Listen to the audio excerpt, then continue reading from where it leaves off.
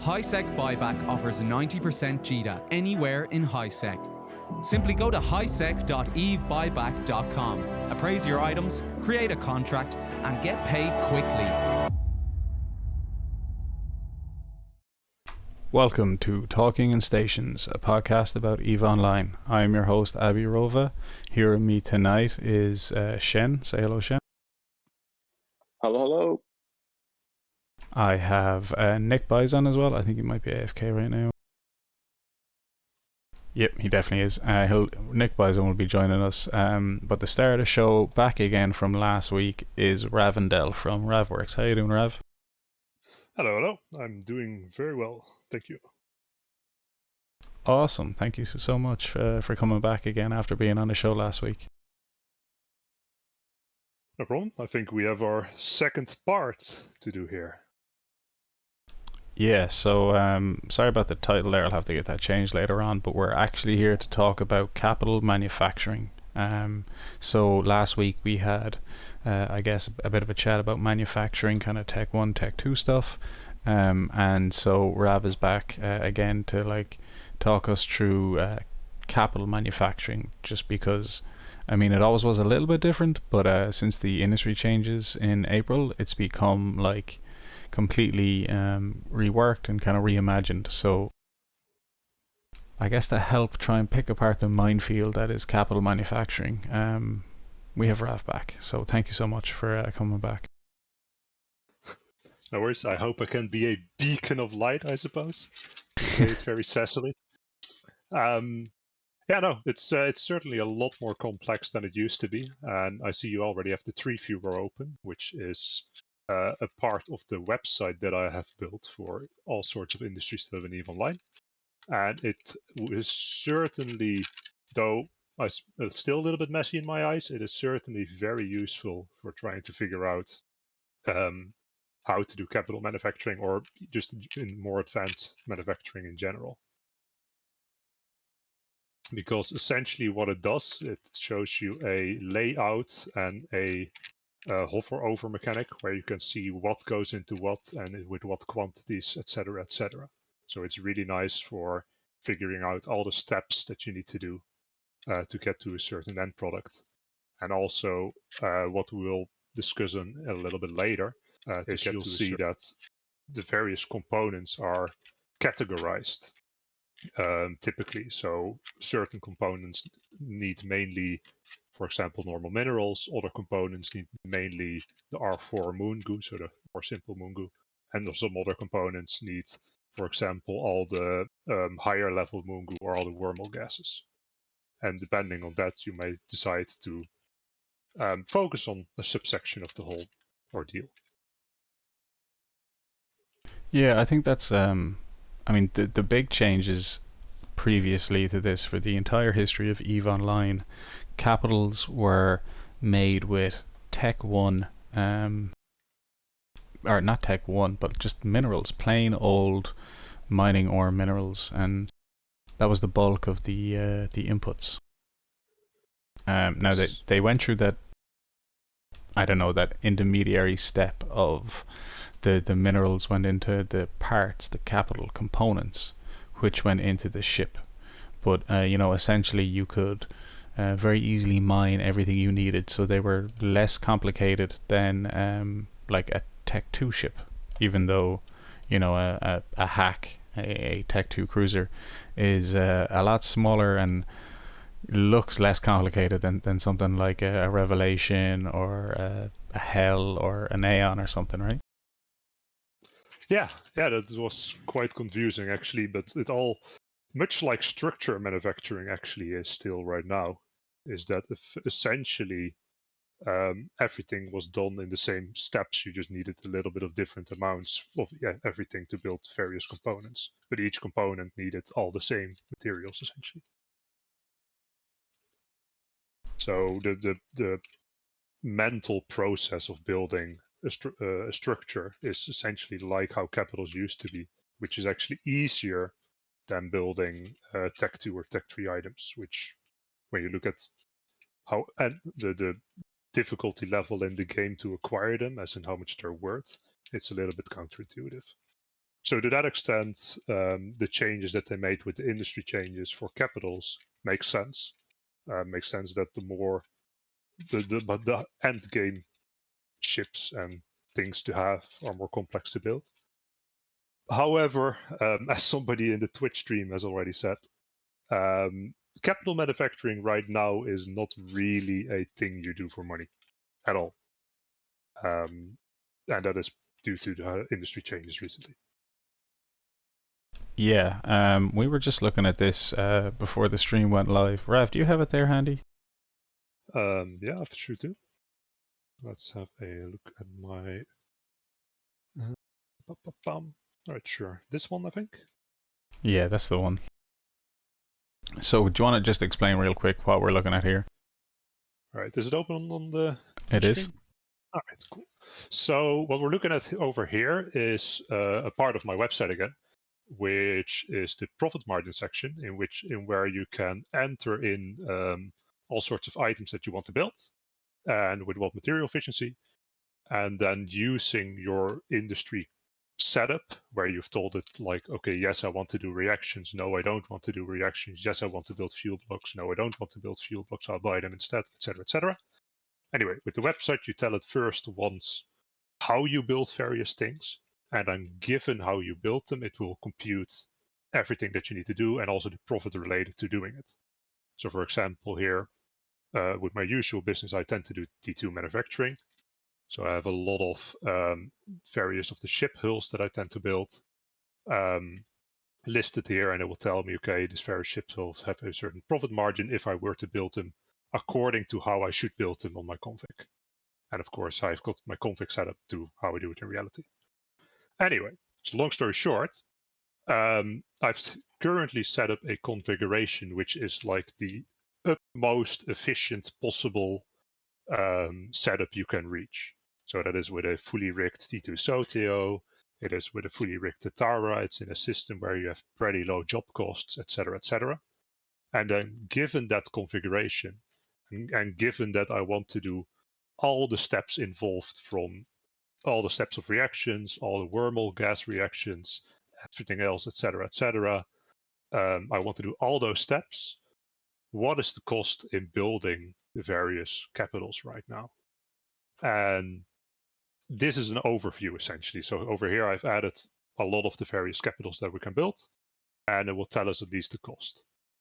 Over here in this column here that I'm highlighting right now, there is the price as how it sells in JITA. And that is why in for the actual capitals, those prices are at 0, because of course you can't have a capital in HiSec, and therefore not in JITA. But on the right-hand side here, it tells us the profits in building such a capital. And therefore, with the actual capital ships, where the sell price is 0, then the negative amount here is the exact build price, so how much it takes us to build a capital. So according to that, what do we see? Well, first of all, you have all the normal freighters. And what we can see is that freighters, they have gone up massively in price since what they used to be. Because what did they used to be, Abbie? About $1 billion, kind of 1 to 1.2 billion was kind of freighter cost in G. Yeah, so that was back in the days when it was purely minerals, and then those minerals go into the capital components, and those capital components go into the freighter or the capital ship. Quick aside question, Rav. On your site, can you change, like, does it have to be a JITA price, or like I do most of my work out of Dodixie area? Or is that possible? So no, currently it's only JITA price. You can't select anything else. Fair enough, man. That might change in the future. It is typically a pretty good, what do you call it? Pretty good benchmark for other markets. But of course, yeah, no, if you're doing the Dixie and the Mars stuff, it will change for sure. But yeah, so good question though. Good question though. It's certainly a feature that has been requested, and I might add in the future, but it's working on some other stuff right now. Anyway, so with freighters, we can see that okay, their costs have risen from about 1.2 billion isk that they used to be before the changes to about 4-ish billion isk that they are now. And as a result, you can see, however, that also the costs to build one has increased a lot, to the point that even with an obelisk being 3.8 billion is to build, or to sell, I mean, to build one with our very efficient configuration setup and also doing reactions, etc., we're still making a 620 million loss on building one and then selling it. So, I mean, with your like maximum bonus config we've set up here for kind of demonstration purposes, that would be, I mean, to get those maximum rigs in those CTOs and stuff, you're probably talking about like nullsec. You know what I mean? This isn't something that's that you're getting in HiSec 3 jumps from JITA. Yeah. So this is a theoretical maximum efficiency essentially. So we're talking about a SOTIO with T2 rigs and a Tatara with T2 rigs for all the material efficiency bonuses. In a like 0 index system as well. Yes, in a nullsec or wormhole nullsec Wow. system. Okay, so that is like the absolute most, the most you can make making and selling an obelisk right now by doing all that would be losing 620 million. There is a slight caveat, and that is that my website uses sell prices for essentially everything. So if you were, of course, to get your materials from buy orders instead of sell orders, or from some other means where you can actually go under the JITA buy, or alternatively sell your product for more than JITA sell, then that's extra profit for you, right? Yeah. So if you manage to get your materials 10% cheaper, then instead of the 620 million is close, well, it's about 4 billion in total, so 10% cheaper, make it 400 million less. So you would only be losing 200 mil. Okay. Yep. Some shining light right now though currently, jump freighters. Yes, jump freighters are starting to get to the point where they're actually worth building. It's a little bit not quite yet, but you can build them for a profit, as you can see here. The Arc is reasonably popular jump freighter, or actually the most popular jump freighter apparently, because over here in this column you can see the number of items sold in the Forge region of that type per day. So you can see about 8 arcs are sold every day. And they have currently 15% profit margin, and as a result of them being a popular jump freighter, there's apparently demand for them. Not enough supply, so the price has gone up a lot, because, well, jump freighters used to be about 8 billion ISK, now they're roughly 16 billion ISK. So yes, with an ARC, with this absolute efficiency setup, you'd make about 2.5 billion in profit, so that's 15%. With a Rhea, similarly, very popular jump freighter, it's about a 1.5 billion profit. That doesn't necessarily mean they're worth building yet, because yes, it's a very high value item, and therefore it's easy if when you sell one you have a lot of money. That's very nice of it. However, of course, the drawback is that you really should compare it with other things you could be doing with your job slots. And that would, for example, be T2 manufacturing. And if we scroll up, a lot of the T2 manufacturing things have a higher profit margin still than building an ARC or building a Rhea. For example, here 30% on building Occators or 23% on building Ishtars, etc. Yeah, okay, so on a per slot basis, you'll be making more ISK per hour using something else, but if you wanted to, or you had the ability to, at least you could make some profit with some of the jump phasers versus the rest of the capital lineup, I guess. Yeah. The Orca, for example, does seem to have a decent profit margin, 21%. That is decent enough that you would say it's also not as complex as some of the other capitals, because it's a little bit of a half capital. Whereas the jump freighter is certainly complex. But yeah, an Orca is about 21% profit currently with this setup, so that might start to get to the region where it's worth building. I believe Nick makes Orcas, don't you, Nick? Yeah, changes. My main thing was Orcas and Exhumers, and I was just in the process of getting into freighters when the changes were announced. And I looked at them and I went, nah, these blueprints are still researching, so I may have to hold off. Yeah, fair enough. So just to touch on, just for context, with all these zero numbers, so we can just very quickly go in game and like grab prices for some of these ships. So if you're talking about a Revelation, right, the Dreadnought. Yeah. What was that selling we looked at earlier on? It was Revelation. There we go. Revelation sell for about 4 to 4.5 billion-ish. Yeah. So you're going to be buying these in kind of various areas of low sec, maybe, right? So between 4 and 5, depending on completely empty hull versus a little bit of a fit, but just to build one alone, just under 7.5. Yep. So right now, either Revelations have to get twice as expensive, or the build cost has come down by 50%, or they have to kind of meet in the middle for it to really be worth your while, right? Yes, very much so. Because again, when you're talking about this, you'd want at least, with this very efficient setup, 20 to 30% profit margin, a 7.5 billion roughly to build a Revelation. You're talking about, before you want to start doing this as an industrialist, needing to be able to sell a Revelation for about 10 bill or 9 bill, maybe something like that. Yeah, so that is a quite far away from the current 4.5 bill price. Absolutely, and as we said, whatever about maybe trying to eke out a few percentage points with working with suppliers, getting some stuff for a bit cheaper, getting some stuff further out and hauling it yourself. There's no way you're making up not half the price, right? Maybe 2 or 5, but not 50. A lot of people that believe in my own mind, minerals are free and therefore I'm building this thing for profit, but even 50% is painful at that rate.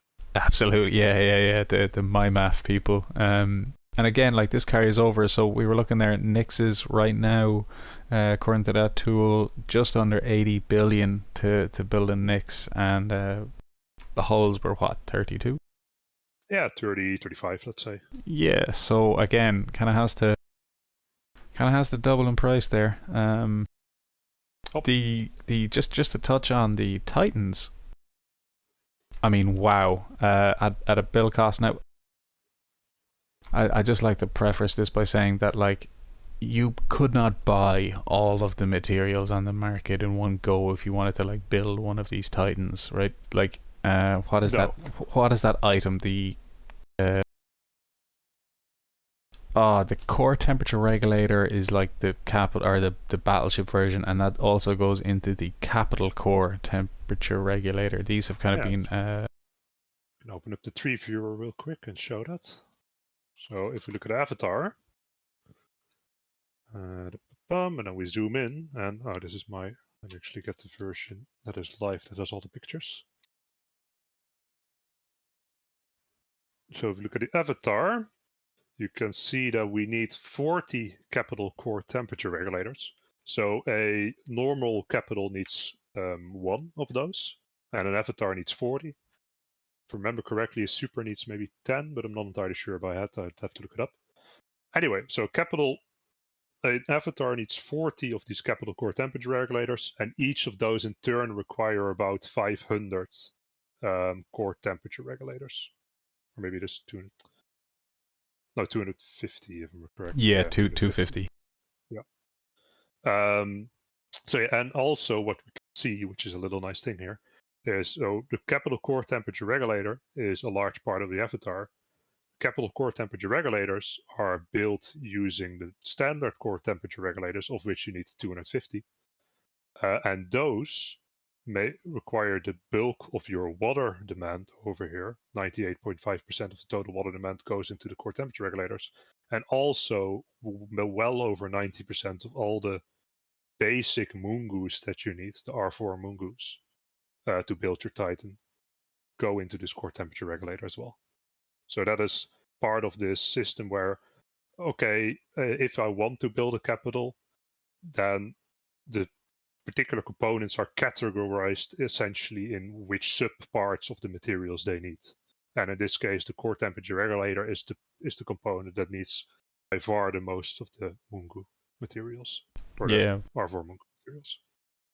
That's very interesting. I love that percentage to track. So 98.5% of the total water required for the avatar goes into those core temperature regulators. Yep. Amazing. So those two. Sorry, go on, Shen. So, like, I mean, I guess this is a good time to take in like what's there to build a capital and super capital. Yeah, so exactly. After the change, right now you still require those capital ship components. So maybe you can one of you guys just pull one up so we can see. So right now those capital ship components can need the basic minerals just like what it used to be before, plus all those wormhole gas components. So those things are the components that's built by combining wormhole gas and some fuel blocks, if I'm not mistaken. And so those things. So right now, building a capital ship requires materials from wormholes, and also those components. Some of them also requires the R4 Mungu, which means that building just a single component is almost as complicated to some degree as, let's say, T2 production, right? Because you're needing materials, you need to do reactions, and you need to have like all those composite reactions, I think, too. The only thing that it doesn't require right now for it does require R6 what is it, the tier 4 P4 PI, which is also a big part of the components. If you go, I think something like capital ship drone base, that requires an integrated drone. Yeah, it's not in Avatar. I think it's going to be in a super carrier. If we can find one. Yeah, so capital so with mainframes. Yeah.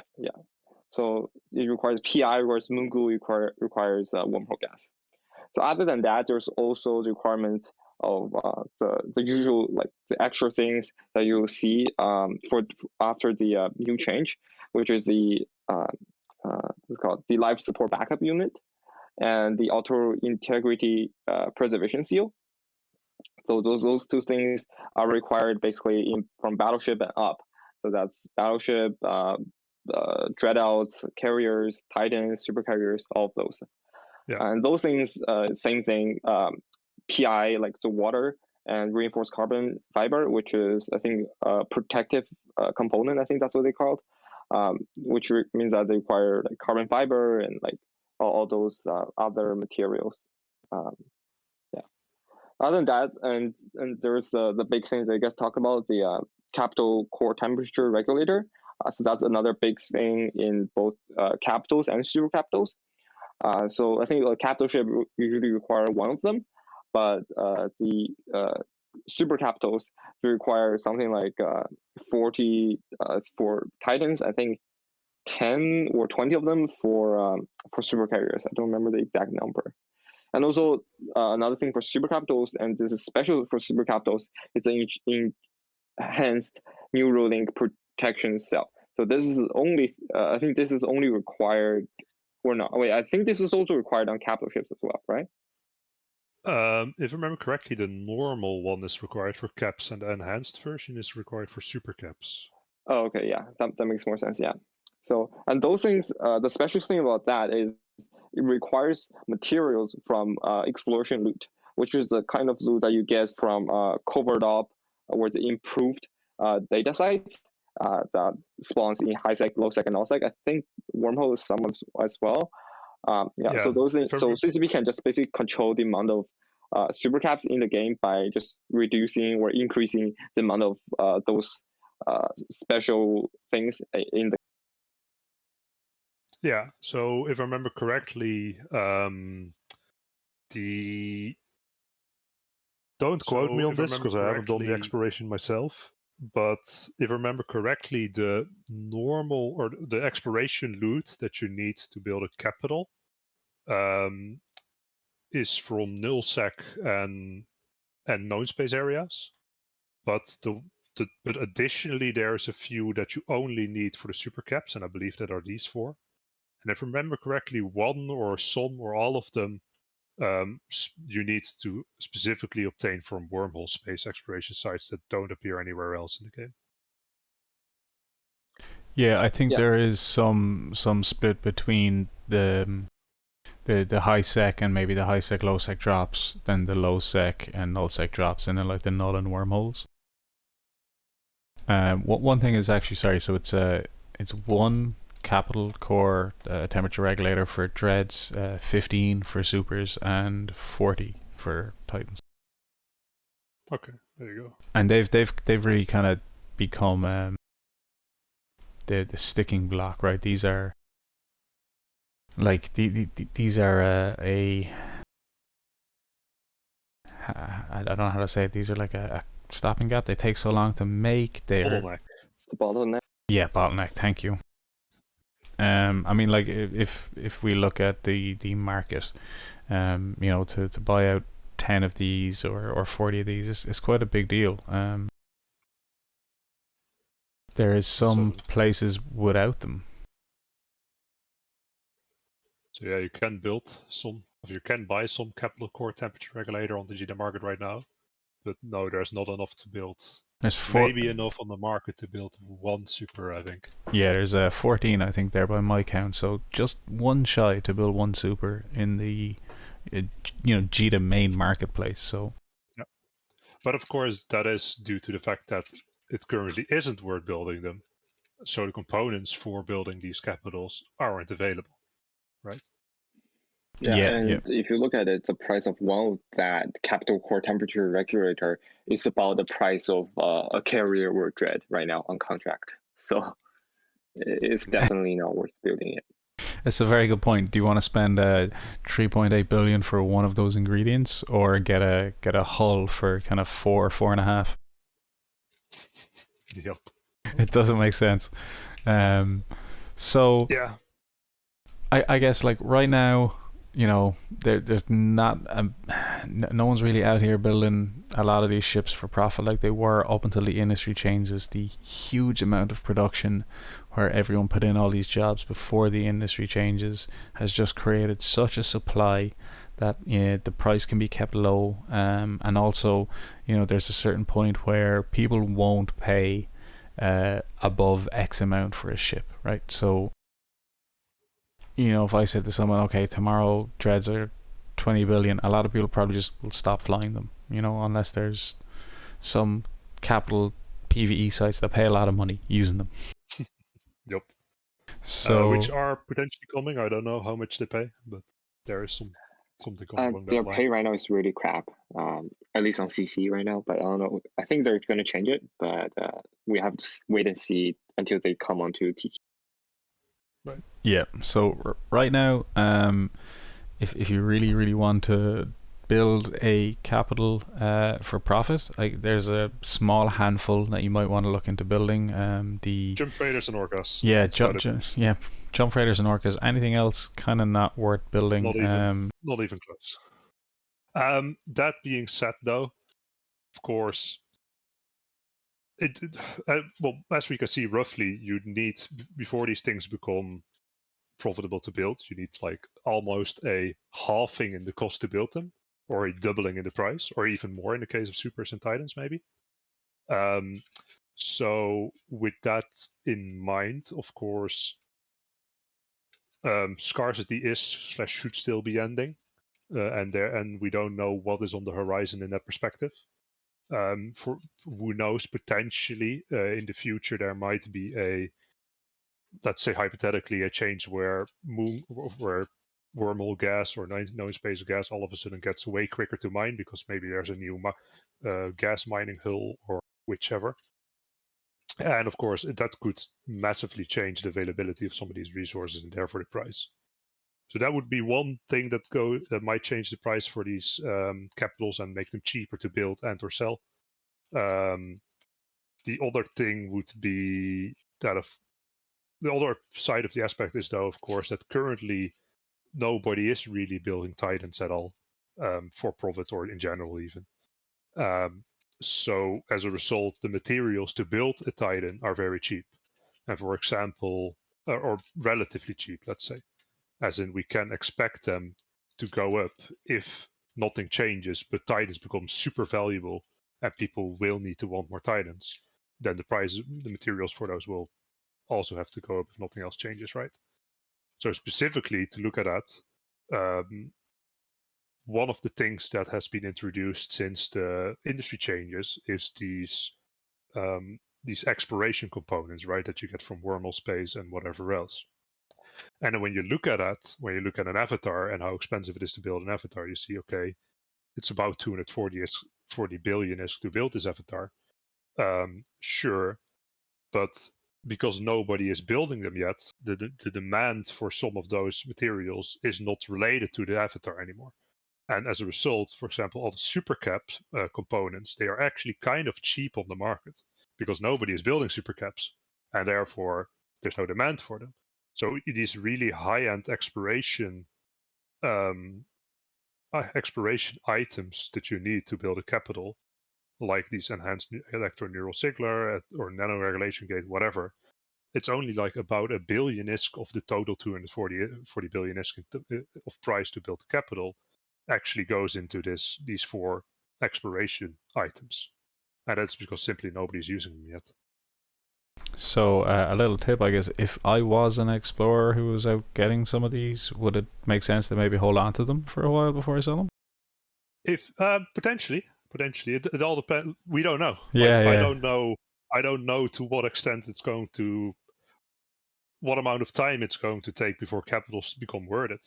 And also, you'd have to realize that in this meantime, people are still exploring for other reasons, and they do get these items. So they're slowly building up a stock of these particular components for the supercaps and stuff as well.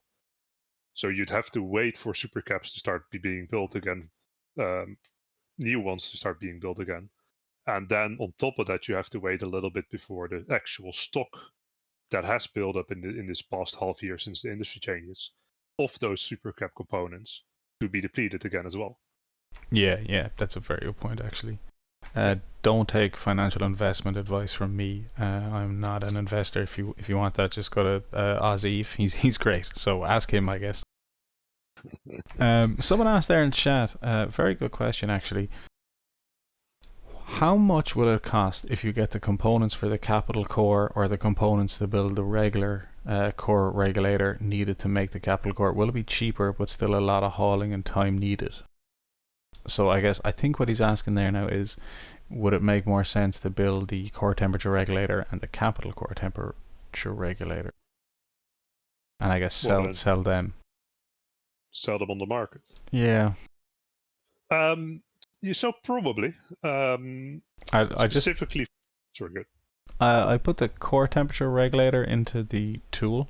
I don't have a config, so it's using the base config. That shows me a profit of -6%, and then the capital one is a profit of just 2%. What?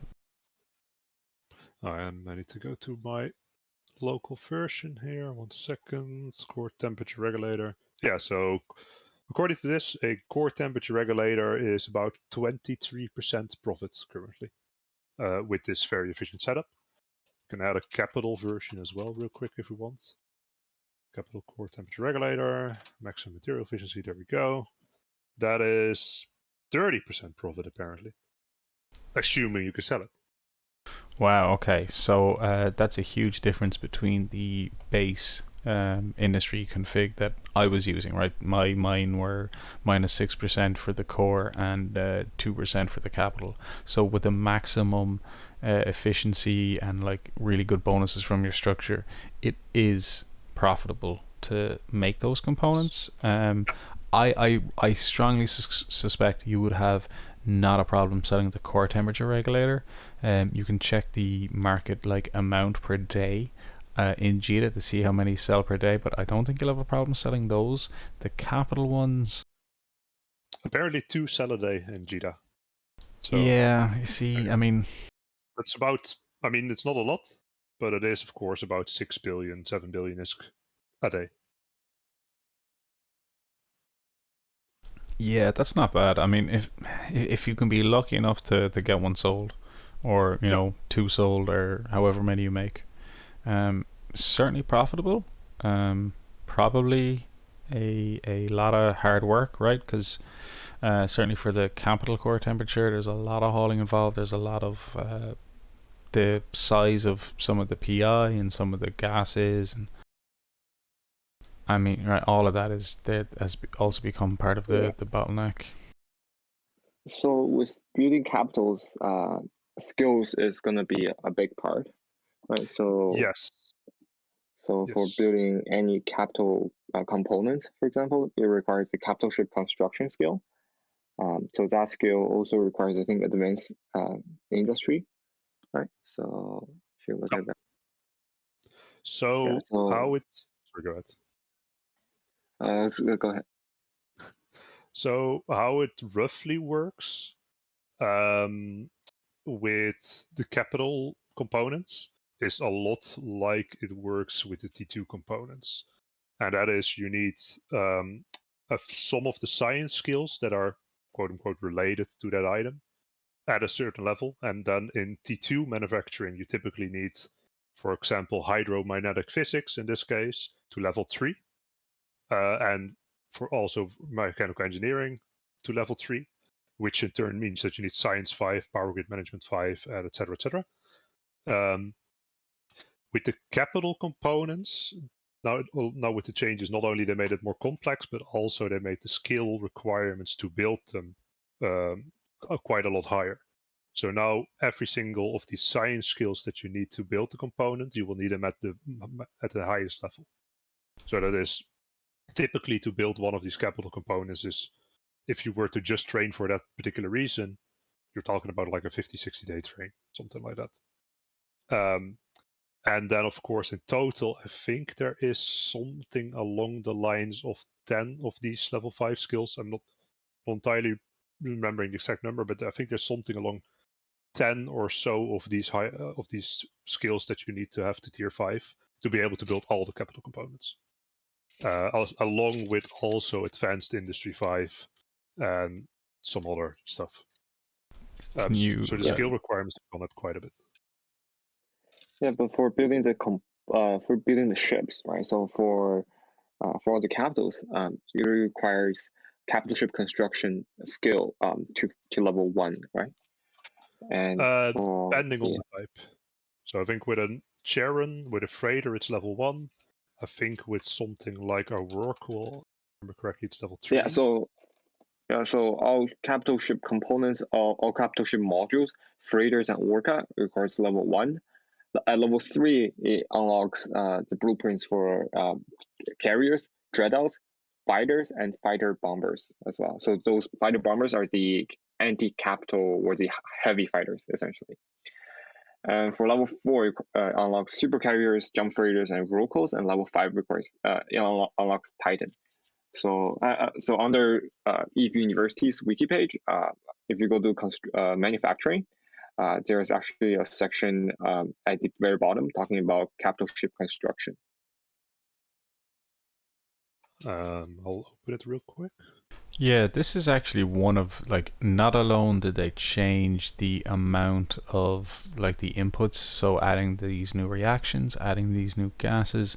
One thing that they really did to shake up the manufacturing was all the higher skill requirements for capitals, because before the requirements to build them were actually quite low, if I remember correctly, right? I mean, relatively, yes. Yes, I mean, when you're talking... The capital ship construction, the skill itself that Shen was just talking about, that is still a decently long train if you needed to get it to 4 or 5 to build Titans. But apart from that, you didn't need many skills at all.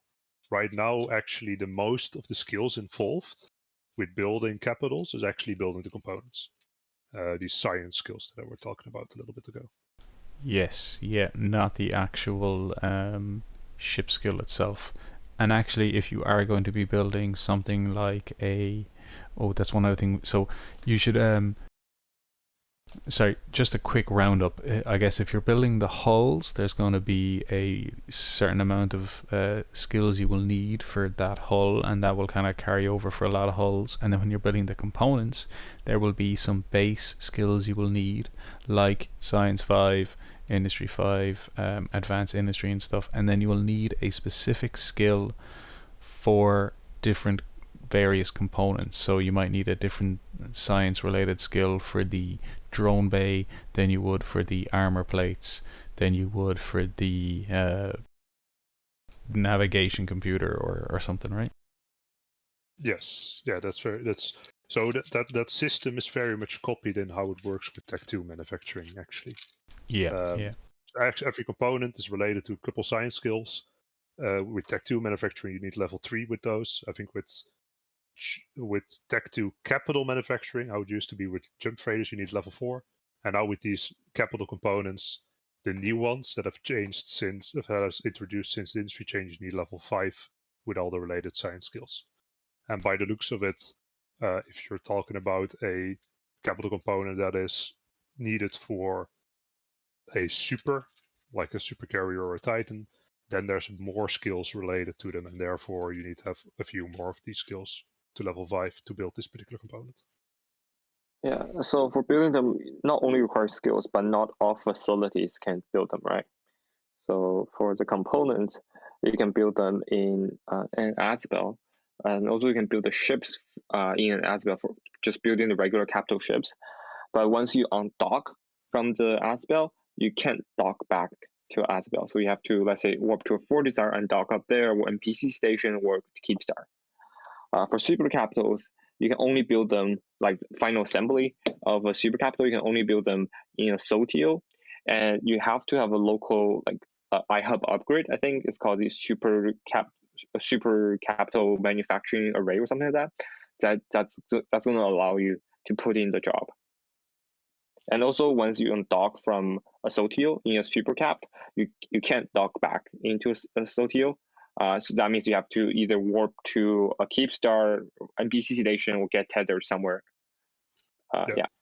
Well, of course, you do get tether on the Sodio you've undocked from, but yes, you're right. You can't undock.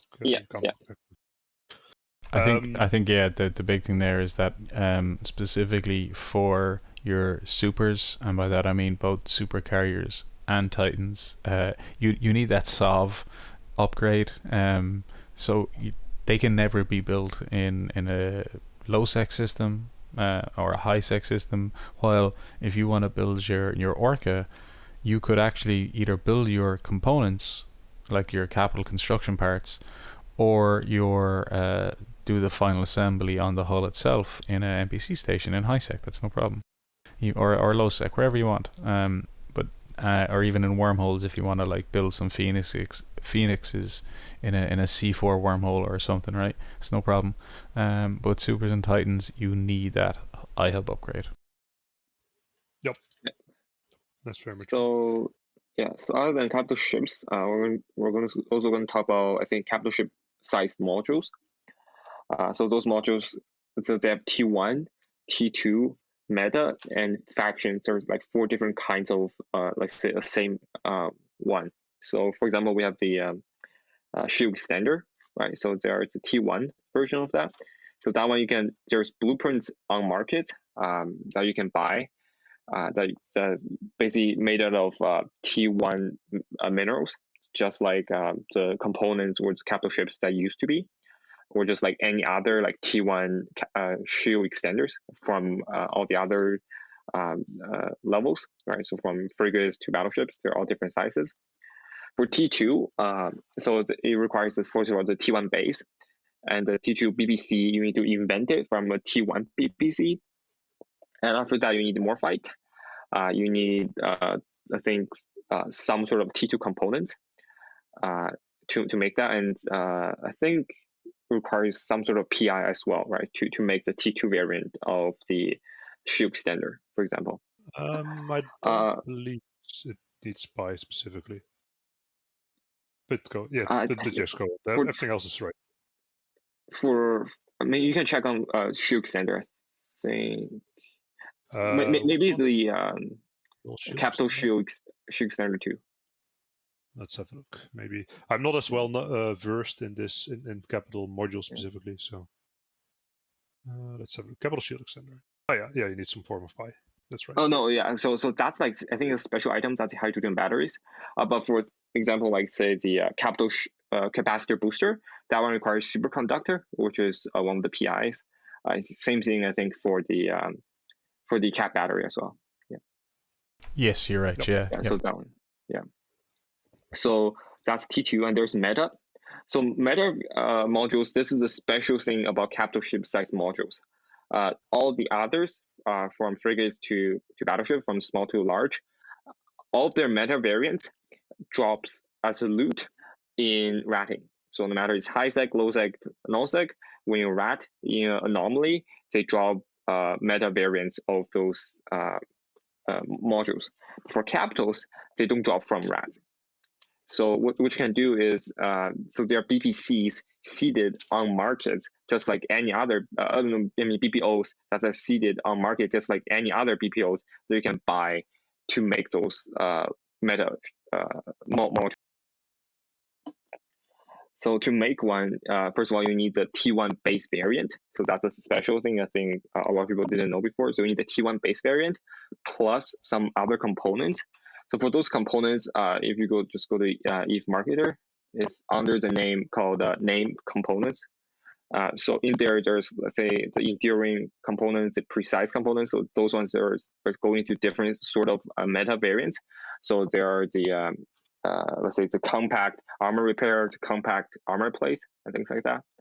So those are the named products that's required to build a meta variant. So it is possible to, let's say, research a meta BPO to 10 and then use those BP and those use the T1 version and the components. Although researching them to 10 only reduce the amount of the named products that will be needed, which doesn't really change that much. If you look at the market, they're relatively cheap compared to even to the T1 base variant. Where is the capital component, like the meta capital so component? If you go to manufacturing, go to components, there should be a named product. Manufacturing and research. Sorry, is it on my screen right now? Yeah. Sorry, no, I was on yours. Okay. Sorry, where do you want me to look? So if you just go to manufacturing and research. Yes. Or in the market, you mean, or? Yeah, on market.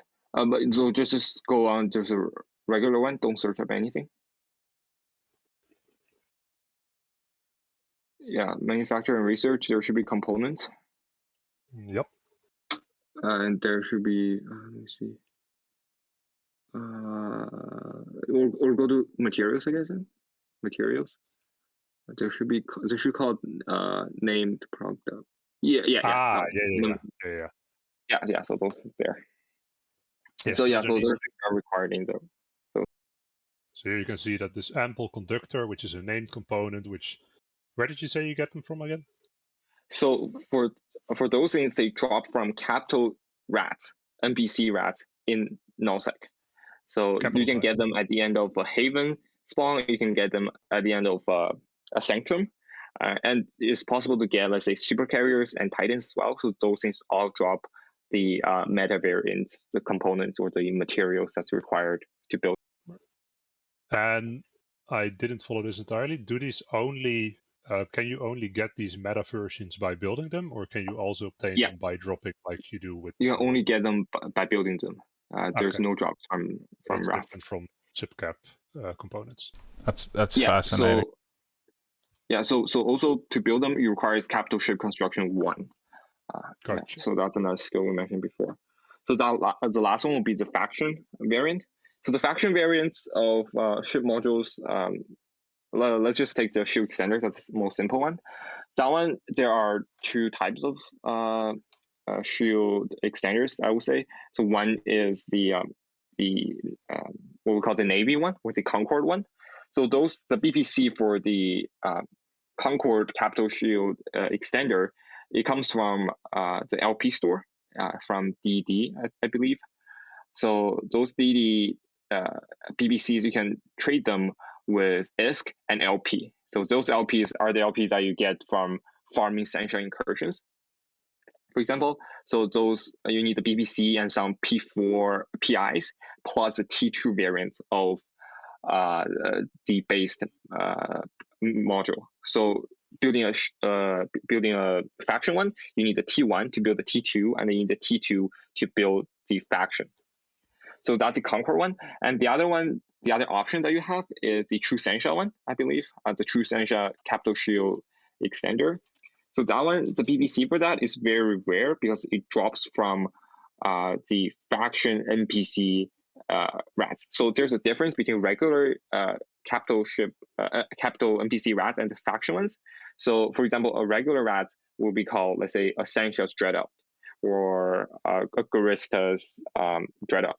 But for the faction ones, it's called the True Sensha, or the Dread Garista, or the Domination Angel, or the Shadow Serpentis.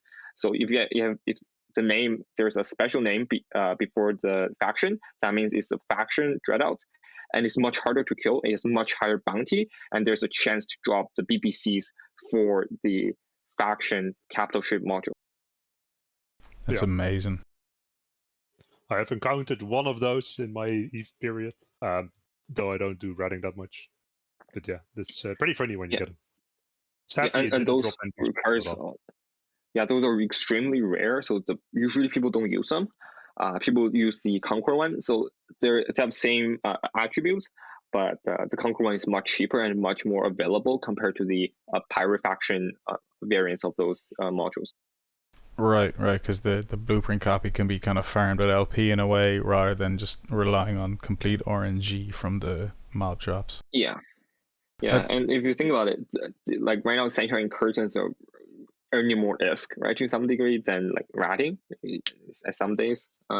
If you look at the MER, so that means a lot of LPs being produced. Some of the LP being traded to, let's say, Navy LPs, but a lot of them does go to things like this. So I guess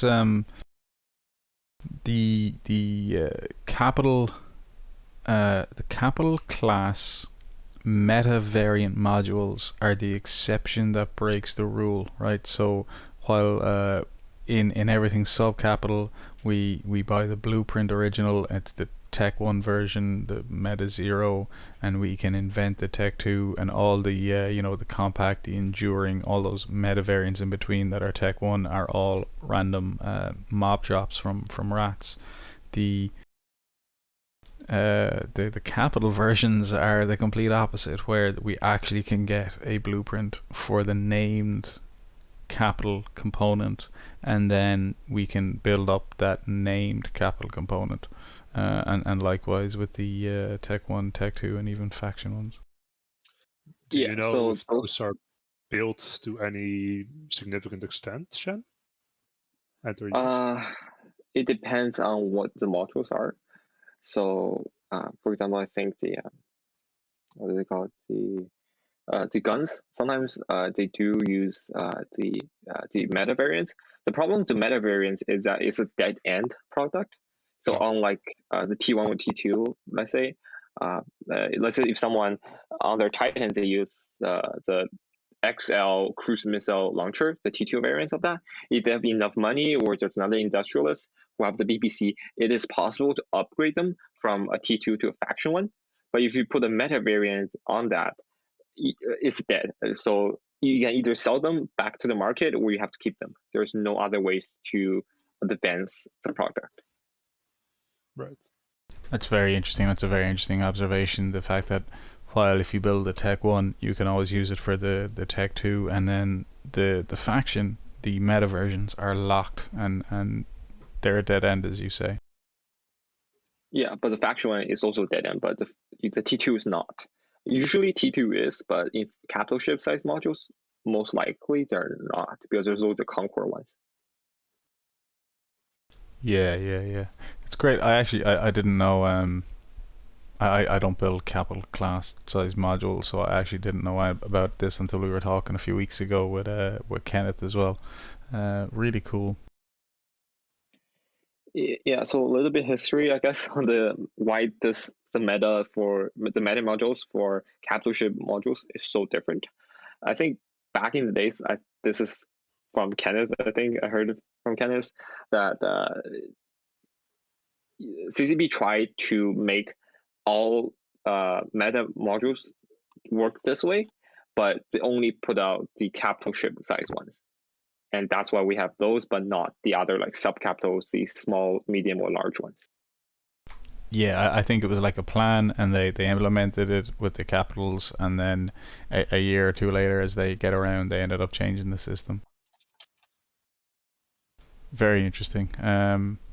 So that's really cool. So, I mean, the big takeaway from this is if you are interested in getting into capital sized manufacturing for ships, there is a very small selection of ships that are like currently profitable, and obviously if you're watching this in a few weeks or months time, it might not be profitable right now. So, you know, use your RavWorks, input your industry config, check your prices, and see what is currently even making a profit, if it's worth making a profit. I think it's a very safe bet that we can say in the short to medium term, the dreads, the carriers, the faxes, all these main capital ships and even our super capitals will not be profitable to make from, you know, buying the materials, putting in the jobs, and then getting an end product. It's just with the price differences we've seen, you know, as we said, either materials have to get 50% cheaper, or the hulls have to get twice as expensive before we start to see the market normalize. Yep.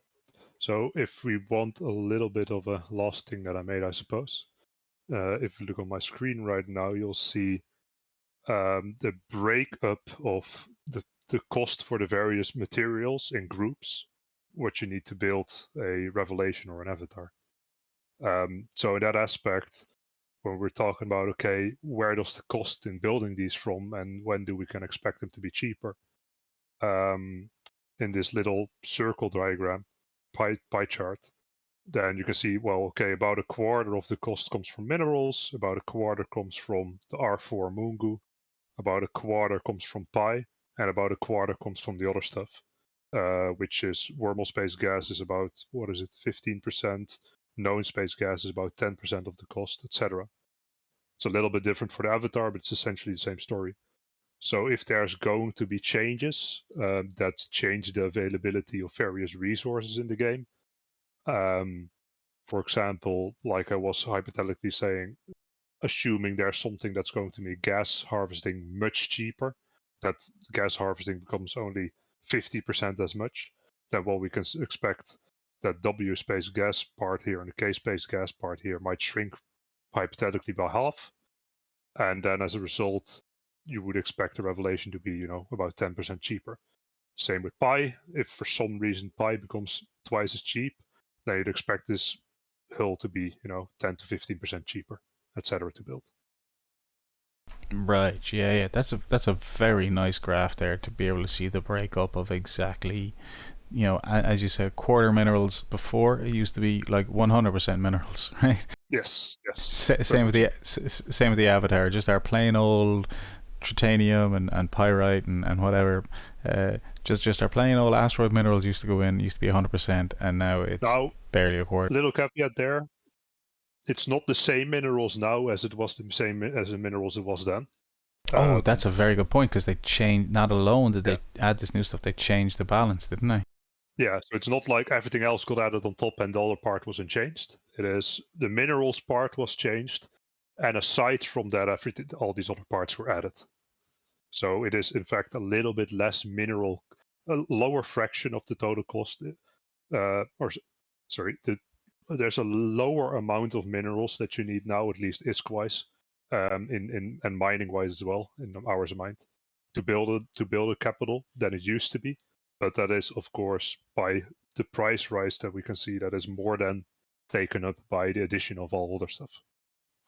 Yes, and I also believe they did things like they would have taken some of the I guess, minerals that come from HiSec. So let's say you're predominantly titanium, and they would have taken a lot of that out. It still uses, you know, a lot, but not as much as it was before. If, let's say, I'm picking a number at the top of my head, if it used to be 10 million trit, it's now 1 million. But the amount of let's say minerals that come out of low sec currently, what's that major one? Oxium. Yes, thank you. They would have increased that amount, and so to kind of balance it. Yeah, so I think the big two that they increased was pyrite and maxilon. Partly also because you get pyrite and maxilon from the R4 moons that you need to mine anyway to get the R4 Mungu to build a capital. Right, so the pyrite and maxilon were those two rare weird minerals that you also get when refining R4 moon ores as a side product. Yeah, so after the guns, I think we're going to talk about the ammos for capital ships. So the T1 ammo is the same as building any other T1 ammos. You can buy the BPO on markets and then research them, copy them, and then build the T1 variant. The T2 variant is similar to, well, it's exactly the same as T2 ammos for the subcapitals ones. So for them, research the BBC to get a T2 BBC, and then from there, you can basically use the T1 as a base product and have some T2 components plus some morphite to build the T2 variants of the ammo. And so those things are basically exact same thing as subcapitals. The only interesting part is it comes to the missiles. So for any other ships, there is the XL type of the ammos, right? So for essentially the XL crystals, that'll be used for the halberd gun, the close range gun, and the long range gun. But for missiles, for the halberd gun, it actually uses battleship size ammo. So that'll be the rapid torpedo launcher, which means that if you're using, let's say, a Phoenix to rat, you use torpedoes, which is a battleship sized ammo, which cost much less to some degree in terms of just per unit wise compared to the T2 compared to the capital variants. Let's see XL cruise or the XL torpedo. Yes, that is the weird, recurrent theme that we see with missiles in general. Is for some reason with missiles they've decided to add a rapid firing version to the bigger ship hull that uses a smaller ammo. So it's the rapid light missile launcher, the rapid heavy for battleships, and the rapid torpedo for capitals. Yeah, so when we talk about ammos, I think the biggest thing that we can't skip is the fighters. So to some degree, just like drones for subcapitals, fighters to capitals, they're sort of like ammos. So for fighters, there's T1 and the T2 variants of them. Is there a faction one? There is a faction one. That's the name of that is the Shadow. So the Shadow is the drop. Pardon? The suicide bomber. Yeah, so the Shadow is, I think, the anti-capital ones. So for fighters, there are 4 kinds of fighters, right? There's 4 kinds. Yeah, there are 4 kinds of fighters. There's the support fighters, which is the E-war fighters, and there's the light fighters, the heavy fighters. The heavy fighters, there are 2 kinds of them. Well, there are 2 kinds for light fighters as well, but the more noticeable is the hull war fighters, which were the bomber fighters, as people call it, because it has the ability to launch bombs. And there's the anti-capital fighters, which is the one you usually see with torpedoes and the guns on it. So building of them is a bit different from each variant. So for example, I think I've written down. Yeah. So for example, building the light fighters, which is the ones that's being used by carriers. Those ones. We can bring it up. Let me see. Templar. Templar 2, yep. Yeah, so if you look at the different kinds of what is called the T2 components. So those require certain type of T2 components, but they are not exactly the same as you would to build, let's say, a heavy fighter, a T2 variant of heavy fighters. And so I think this only requires 5 or 6 of them. But let's say the T2 anti-capital ones, they requires about 6 for sure. I think just one more than the light fighters. So it's important to look to the actual BBC of them to determine the amount of T2 components.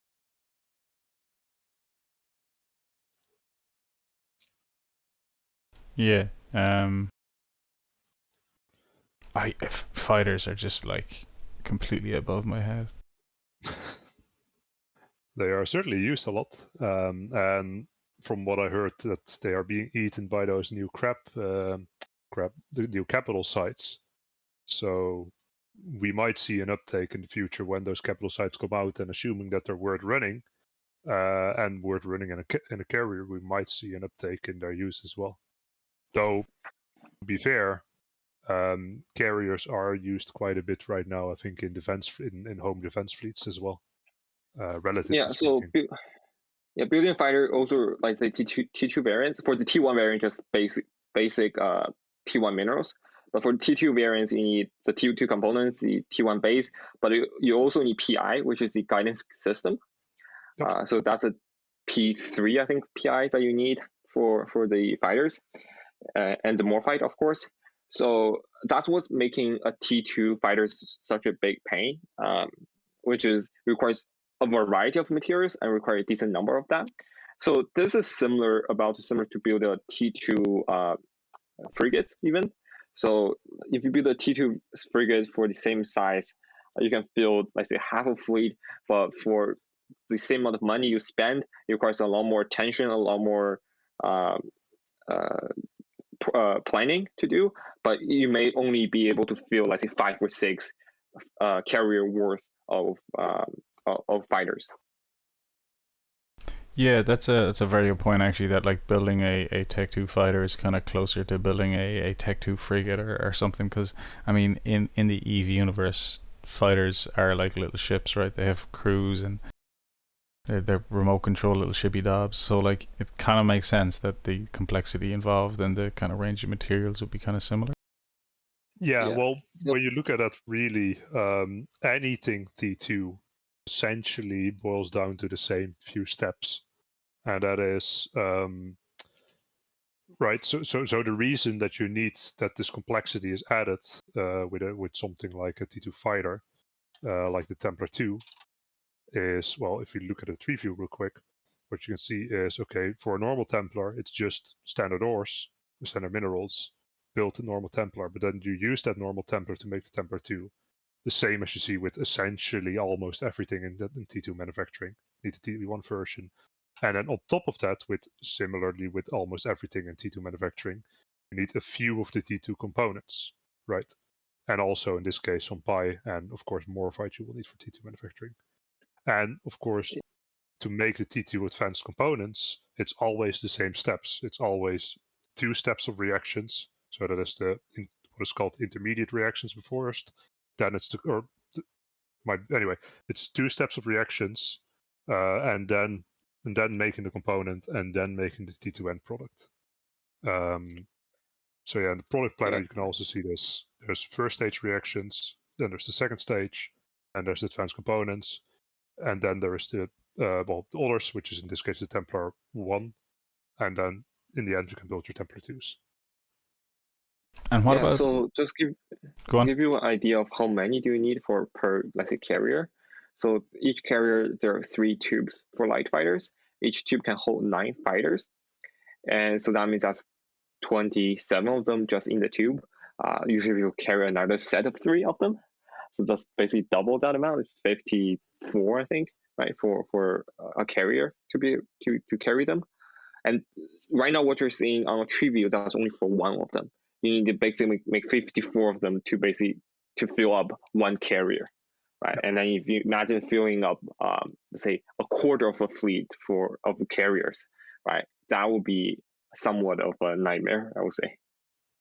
Yeah. Yeah, Of quickly adds course, up. industry is nice in that it scales well, as in the amount of steps involved for you as a manufacturer to build one Templar is almost the same as it is the number of steps, or one Templar 2. It's almost the same as the number of steps involved in building 1,000 of them.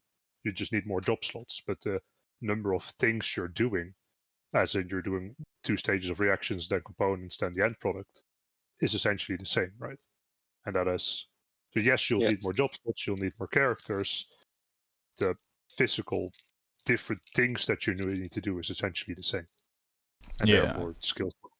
I think we saw that happen in the Great War there. That we just saw where I forget which side, but one side took the strategy of just like working on killing fighters because the lead time to build so many more, it just took so long to build them because of all the reactions and then the processing and then the building. So they were like, well, if we start killing fighters, it's gonna take them like a couple of weeks to get, you know, fully restocked on more fighters. So there's definitely like a delay in you know, if you're building 1,000 of them, you're going to be running quite a long amount of time of job slots for reactions and stuff. What about structures? Wait, that's one more thing about capital. Oh, sorry. Okay, sorry. So if we're talking about T2, there's also T2 capital ships, which is the jump freighters. Yes. So if you go on, so building T2 jump freighter is about the same as building any other T2 ships. So you need the T1 base hull, but right now you need the capital sized T2 components. For any other T2 ships, let's say needs the crystalline carbonide armor plate, but this one needs a capital crystalline carbonide armor plate. So the BPOs for them is also seeded on markets. So there are different set of BPOs, and for them, they don't require the subcapital version of them. They directly need the composite reaction materials that you do in Athena or Tatara. And other than that, it requires construction block, just like any other T2 ship constructions, but it also requires capital jump drive. In a normal freighter, since it has no ability to do a capital jump, it doesn't require, I think, a capital ship jump drive in a normal freighter. But for jump freighter, that's what they're for, right? So that's why they have the capital jump drive as a component in order to build a jump freighter. Yeah, so that's exactly that's exactly right. So the main difference between the jump freighters compared to any other T2 is, like you said, it's you need a capital version of the advanced component, and the advanced component is normally the thing from the Tech 2 manufacturing that you need to build something Tech 2. On top of that as well, because it is not only a Tech 2 ship, Area, but it's also Tech 2, it's also a capital ship. You also need one capital core temperature regulator for the firstly for the Charon, so which is the normal freighter that then goes into the Rhea, and you also need another capital core temperature regulator to upgrade the Charon to a Rhea. Similarly, you got these new items called the FTL interlink communicator, which is a new capital component. Those you will also need one of them for any capital at least, so that is one of them in a Charon. And then you need another 2, apparently, to input into a Rhea to upgrade that Charon from a Rhea. So there's that extra little bit of all the stuff that's involved in building capitals. You sort of need to do in 2 sections, essentially, because you're first building capital and then upgrading it to a better capital. Interestingly as well, the FTL interlink communicator, normal capitals don't need any Mungu apart from the R4 Mungu, apart from the FTL interlink communicator. So that's the only part that makes a revelation or a normal capital require the higher level Mungus. And also you don't need very much of the higher level Mungus in total value to build capitals. Apart from jump freighters, of course, because they're Tech 2. And if I'm correct, is this the same for orcas and oracles as well then? What is the particular question? In the sense that when you're building a oracle, is it like you have to build the like the Tech 2 and the Tech 1. No, it's only one capital core. Yeah, so an Oracle is an Orca doesn't upgrade to a Oracle, right? Or Oracle is just its own hull, so therefore you only need the one capital core temperature regulator. Okay. Okay. The thing that you do see is that again, actually, oh no, so a Oracle does not actually require an FTL interlink communicator. That's interesting. I didn't realize that. All right, so yeah, there is. I think those things are faction specific type of thing. Yes, right? yes. Yeah, That's so exactly. Oracle doesn't have one. Exactly. So I suppose a Rorqual and an Orca are actually easier to manufacture because they aren't related to a faction. And for any of the capital ships that are related to a faction, like, for example, Revelation, you need one of these FTL, or in this case, 5 FTL interlink communicators. And those are the item that requires all the higher level moongoose. So this is the 100% of the cesium, 100% of the neodymium, etc. So all the higher level moongoose that you need for a capital is exclusively needed to build this FTL interlink communicator that then goes into Revelation. Similarly, I believe that some of the new reactions also are needed because of only because of this FTL interlink communicator, but that's a different story. But yeah, what is also different is that because a Revelation is essentially a fake faction ship, as in it's not labeled as a faction ship, but capitals for a faction now are a little bit like a faction ship. A Revelation also needs the exploration-based item for that faction, right? So a Astero, for example, or Stradios, it used to be that you just need minerals to build a Stradios. But now, instead of just minerals, you also need, well, some of the new components that they've added for any faction ship, but you also need this trigger Neuralink conduit item for 2 different factions, because the Stradios is related to 2 different factions. And that is the item that requires the known space gas, as well as some of the exploration loot for that faction. And because in any capital ship now, apart from the Oracle and the Orca, because they're not related to a faction, you need these same faction exploration items and known space gases as well. So if we go to Revelation, we'll see that it will need what is it? It will need 218 of these LM composite molecular condensers, and that is the Amar-based faction exploration item. Let's say. And you also need a little bit of all the other ones because, well, capitals. Yeah, I think you have it there. UC is the the UC trigger is the quote unquote Amar faction component, and the SR from the Stradios was the Galente. So because a Stradios is Galente and Amar, you combine the 2 of them, and the Revelation would just be 1, and so we just have like that Amar based unit. Similarly to how before, and still nowadays, if you're building a Dread, you will use like a lot of the capital siege arrays for the guns or something, right? And if you're building the carrier, you would use the drone parts, right? The drone bays, I think they're called. Yep. So 10 of those. Yeah, so the capital that's part of the what is now called essentially the basic capital components, which were the capital components that already existed pre-changes, and those, some of them you need differently for some of the hulls. For example, you don't need the turret hardpoints for a carrier, but instead you need, which is it? I think the drone bay here. So you don't need a turret hardpoint, but for a carrier you instead need a drone base, etc. That difference already used to exist before the industry changes, but it's still there. Yes, and same with, sorry, that's what I meant though with the it's kind of like the UC and the SR. They have added that now to all of the ships. This kind of faction. Yeah, exactly.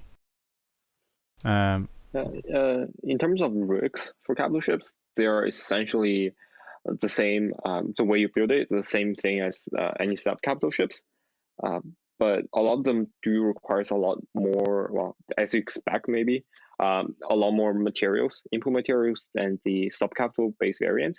So that means they're a lot more expensive, especially for the T2 ones. For the BBCs, this goes to basically all T2 BBCs. It is possible to get them from relic sites in HiSec, LowSec, NullSec. I don't know about Wormhole, but like it is possible to get them. But when you get them from those sites, it's ME0, TE0. But there's also the possibility of researching them from a T1 based blueprint. So there are there are T1 BPOs seeded on markets, and then you basically can copy them and then do a reinvention, just like you normally do for any other subcapital ones. Yeah, the rigs kind of follow the same convention as the subcap, small, medium, and large rigs. Just huge increased amounts of input materials. But it's the same steps, yes. What about structures? So structures, I guess anything that's an uphill structure. Structures are very much essentially identical to how capitals used to be. Yeah, these were untouched by the changes, weren't they? Yeah. So this very highly connected diagram that you can see over here in the tree viewer for a keepstar in this case, this is very much how the normal capitals used to be built. As in, you have a load of variance components, but each component needs essentially a combination of the same materials. So building a keepstar really just boils down to, okay, I just need these materials. I do one step of manufacturing and to get my components, and then I do another step of manufacturing and I get my end product, and that's it. It is mentally very simple. It's much less difference in what each component needs in the subset of the total items. It's not entirely that every single component needs the same materials, like it needs it to different amounts, and it needs it, for example, structure of a center here doesn't apparently need the nanofactories pi material, but each one of these materials is needed for various different other components. So essentially, if you're going to be building a keepstar, how you want to do it is just get all your materials, do one step of manufacturing. They all require similar materials, and then do the end product. There you go. Yeah, I like that this is kind of unchanged because it's a very easy way of seeing how things used to be. I mean, if this was a capital ship before the changes, you just take out the PI there, and you'd have your raw minerals going into your kind of intermediary components and then into your final hull. Yep, something like this, I suppose. Just for the keepstar and the Sotio, they require different special items. I think the janitors and marines, so they're different stuff that you get from various ways, I think.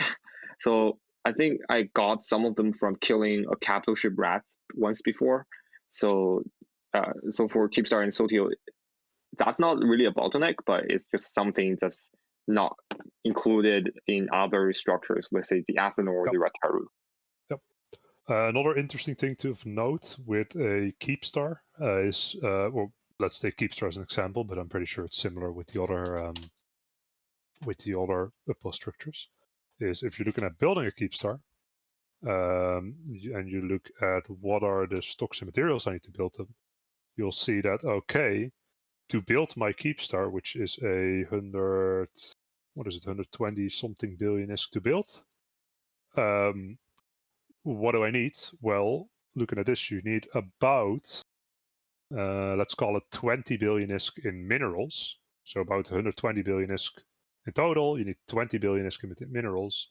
That means that you need about 100 billion-isk in pi, right? So that is the relative ratio there. Like 80% of the product is in pi, the other 20% is the minerals. Is that all P4? Sorry? Is that all P4? I'm not entirely sure, but it seems to be largely P4. Yeah. Is the because I noticed on that you're on the tree view, on the keepstar, you're showing just the 2 stages, but like a lot of those PI related items that are P4 flavor. Yeah. There's a number of steps getting to there too. Yes, very much so. Yeah, you'll have to watch the PI episode for that. That is absolutely like outside the scope of this video, but we did touch on. What you have to think about with that is much like we see with a let's call an Armageddon. With Armageddon, and that's actually what inspired this tree viewer as well. Is with an Armageddon you can see, okay, I need this component that goes into that component, that goes into that component, that goes into that component, that goes into my end product, right? And you get this chain of requirements to get to your end product. This layout of seeing what goes into what and then being able to select it is very much inspired by the system of how it works in Pi.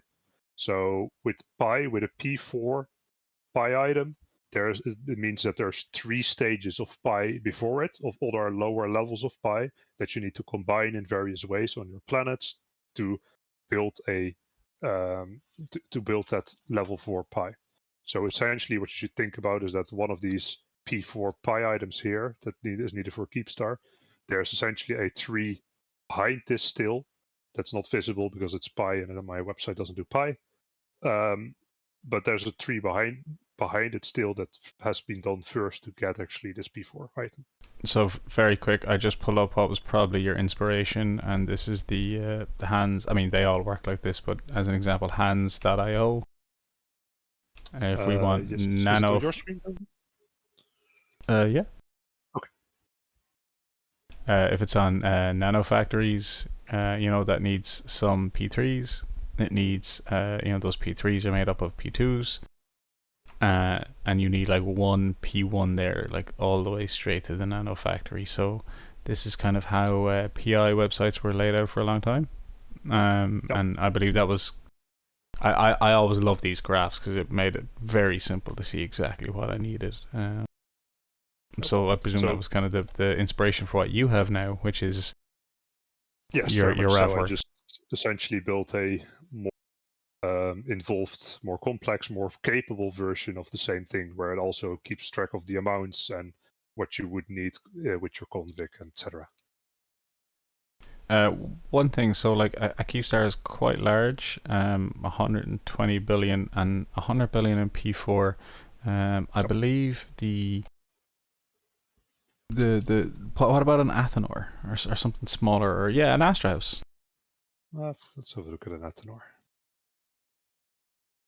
Let's see. So an Athanor is about 550, 560 million ISK to build, something along those lines. And with those, again, it does seem that you need about 100 million ISK in minerals roughly, and the rest of it is Pi. So it's still roughly 80% P4 Pi, roughly 20% minerals. And it's still the same. It's still the same minerals, still the same P4. We just don't have those people. Yep. And that is again very funny. Well, it's again the same story with how capitals used to be. Building a Titan used to be the exact same as building a Revelation. You just needed less of the amount. And similar here, Athanor is essentially, apart from these janitors and the Marines, an Athanor is built in the exact same way as a Keepstar. You just need way more of it for a Keepstar. Very true. With building them, there's at least with structures, there's also that Palestine Keepstar, I think. Palatine, not Palestine. Palatine. I don't know the name. I don't know. I think that's the item that is. Are we supposed to talk about that one?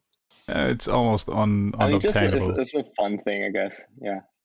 It's wasn't it something like X number of years worth of the total Pi output in the game or something like that? Yeah, it's like trillions, I think. 70 trillion, something like that. Yeah, well, it's only 57 trillion right now. Okay, yeah, that's better. You just need to buy up 4 years worth of PI.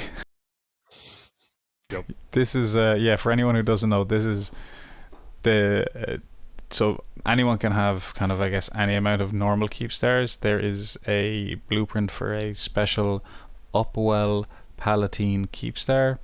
There can only be one in the game at any point in time. There can only be anchored and exist one. but its requirements are such that if a normal keeps there is, I mean, what are we saying, 120 billion in build cost. This thing is the bones of 60 trillion. Yes, so it's 600 keep stars. Let's say 500 keep stars. Yeah, someone just says there, CCP has one in MTAC OEE8 on CC. That's very true. There actually is one deployed on CC in the main, I guess, fighting system in CC. It doesn't do anything special. It's not 500 times better. It's not 500 times bigger. It just is... I think it has a little bit more hit points, if I remember correctly. I'm not entirely sure. Yeah, I think it has like a small... It's not 500 times more hit points, though. No, not even close. It's probably about 2% or 5% or something. Fantastic. So yeah, this is just kind of a bit of an outlier. No one's actually going to be building one anytime soon. I suppose if we're talking about capital manufacturing and we're talking about ridiculous stuff anyway, we can have a look at something like a faction capital as well. Faction type. Yeah. With those, what you see is essentially it's the same story as building an avatar, a Moloch. It's not really that much more involved. The only thing is now, of course, a Moloch is related to both Amar and Minmatar. So you need the Minmatar faction-related components as well. So a Minmatar FTL interlink on top of a Radar FTL interlink. And of course, you need double the amount of them as a result compared to a normal avatar. A little curious thing is that with the faction capital ships, their makeup in the materials that you need is quite different. So what I mean specifically is that if we go to a Moloch, for example, and we try and build one, well, first of all, you can see that the amount of materials to build them is about 315 billion, whereas an avatar was, I think, about 240. So it's like 60 billion, 70 billion extra in materials. But also, almost all of those extra materials, if I remember correctly, is asteroid ore. So normal minerals. So for example, so for a Moloch, you need, let's say, 30 billion ISK in pyrite, whereas with an avatar, you need 21. Okay, I might be slightly wrong actually. But yeah, the makeup in what you need to build one of the faction capital ships is quite different. I think the difference is actually quite a bit more pronounced when you look at dreadnoughts. So Revelation is 7.5 billion is to build, whereas what is the faction dreadnought name again? Taman. Kaiman? Is that the one? Yeah. For the Garista one, yeah. Okay, let's have a look at a Kaiman then. So if we look at a Kaiman, it is 9.7 billion is to build. Okay, it's actually cheaper than I thought it was. Okay, never mind. I may have old numbers in my head, and that's not quite right anymore. Okay, not fair enough. The special one is the Serpentis one, right? So the one that requires the most materials. So for the other ones, so the price for all the other ships, at least before the industrial change, is BBC itself. The Serpentis one, you can get them from the LP store. So that means it's very easy, right? So that means the bulk part of the price comes from the materials, which that I think they're like quadruple the mineral use or the amount of material use for the others. You're right. Yeah, that's for example, like okay. The Vanquisher is like ridiculous now. Yeah. No, you're right. That's so that was what I was thinking about. Okay, I didn't realize that there was a difference between the Serpentis ones versus the older factions. This point. Special material. So the Serpentis faction capitals are much more expensive to build, but almost all of that extra expense is in the minerals. Like I thought it would be with all capitals, but apparently Serpentis are special. Fair enough. Yeah, there are some that require just straight more minerals because they need more components, and then there's the ones that require the correct me if I'm wrong, Shen, is there like ones you can buy the components from the LP store, or those Serpentis modules you need or something? Okay, so that's a different thing. I think that's actually covers the nature. Right, so like last thing I want to mention about the Serpentis line is like every capital ship on the Serpentis line requires extra materials. That includes the Dreadout, the Supercarrier, and the Titan. So all of that. So building a Zenitra is very different from building any other capital ships. So if you can go, I think let me check. Yeah, I've got the Zenitra open on Tree View right now. Yeah. So right here, so it requires first of all, it requires all the other normal components that you expect to build a capital ship nowadays, including the capital core temperature regulator and the neural link protection cell. What's different here is the capital, what is it? The bottom ones, the capital radiation components. Yeah, so all those ones. So three of them, if you actually click on it, it requires normal minerals, just like we expect. It also requires the triglavian minerals, which is the crystalline oxygen 10 and 0 point condensate. But it also requires those capital 0.0 field manipulators, and all the other three of them. So those things can be traded in LP store in Parchment. Right. So that's the thing. Yeah. So I don't know. I think that's the only way you can get it, but I'm not entirely sure. Pardon? I don't know. I've not been in Parchment enough. I thought you can get them from salvaging Triglavian rats as well, but I might be entirely wrong.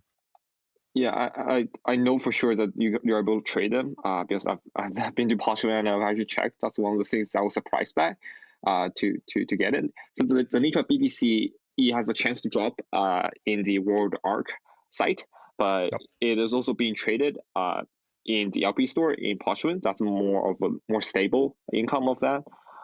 So it requires 1 billion ISK plus some extra materials that you can get from Jita, or the loot that you get from inside Parchment.